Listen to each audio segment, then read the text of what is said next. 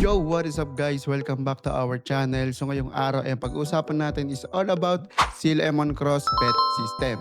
So kung bago ka pa lang sa Cinnamon Cross or actually naglalaro ka na, make sure na panoorin mo to kasi maganda na may nalalaman ka rin about sa pet system nila. And syempre tatalakayin natin dito is all about pet rarities, kung paano ka ba makakapagpa-level up ng pets, paano tataas yung rarities mo, and syempre magsasama na rin tayo at i-check natin kung meron tayong magandang makukuha. And by the way guys, free to play lang ako dito so make sure na tapusin mo itong video para mas malaman mo.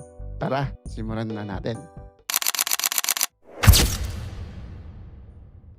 So ngayon guys is nandito na tayo sa Cinnamon Cross. So ang una natin gagawin is i-check natin kung ilan na ba yung slot natin sa pet. So punta lang kayo dito sa upper right corner and then click nyo yung pet. Yan. So as you can see guys, meron na tayong 5 pet slots dito, no? So yung pang-4 and yung pang-5 is ma-unlock nyo lang yun once na nag-level 41 na kayo and gagamit kayo ng Sapphire para ma-unlock yan guys, no? So ito yung Sapphire. So ngayon naman is magsasamon tayo ng pets and titignan natin kung meron tayo magandang makukuha, no? So yan guys, meron tayo ditong 34 summon tickets and free to play lang to. So nakukuha natin yung mga tickets na to by doing daily quest, checking in daily, and kung ano yung mga events na may available na free summon tickets sa pets, no? Yun. So ngayon try natin kung maganda ba yung makukuha natin ngayong araw. So yan, mag-draw na tayo. Summon tayo ng 10. Skip na natin. And then yan, meron tayong 5 epic dito. Natin kung meron tayong magandang makukuha. Ay, meron nanginginig. Uy, may gold. Wow! Yun guys, so may nakuha tayong Swords Master Pipia and ang isang to ay legendary. Maganda rito is Magic Defense and Strike Power. So yun guys, no, ngayon is para makapagpa-level up kayo ng pet is kakailanganin nyo ng pet food guys. So nabibili sa shop and syempre may nakuha rin kayo nyan sa paggagawa nyo ng mga daily quest missions. So guys, kung wala naman kayong food na papalevel up ng pet nyo is pwede kayong mag-release sa mga hindi nyo nagagamit na pet. So ito yun, punta lang kayo dito sa release. Click nyo yung mga hindi nyo nagagamit na pet and then click nyo tong release button. So yan, meron na kayong pampalevel up ng inyong pet. So itatry natin tong ipa-level 40, no? So level 40 natin yan. Click nyo lang tong max level. So use. Yun. So yun. Level 40 na siya guys, no? So yun guys, no? Once na nag-level 40 na kayo dyan, punta naman tayo sa kung paano magpa-evolve ng pet. And take note lang, no? Bago kayo makapag-evolve ng pet, kailangan nyo muna i-equip yung naka-equip nyo na pet para mapa-evolve nyo siya. So yung isa sa ipapa-evolve natin is itong pet natin na to. Yan. So i-unequip muna natin yan guys, no? Punta tayo sa ating info. Click natin siya. Yan. Then click nyo lang tong release. So once na release nyo na yan, punta kayo sa evolve and then pwede nyo na siyang i-level up. Yan. So guys, ito yung kailangan ng material para makapag-level up ka ng epic pet into legendary. Yan. So ito yun. Heart of large pet.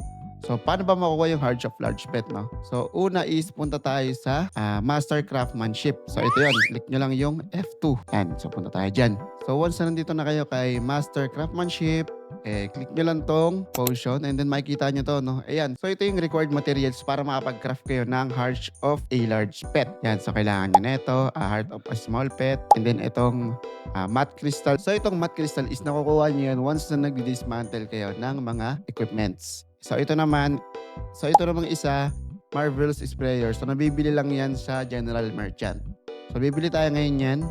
Click nyo lang tong General Goods Merchant. Automatic na pupunta yan doon. And then bibili tayo netong Marvelous Sprayer. So bili tayo siguro neto mga 10.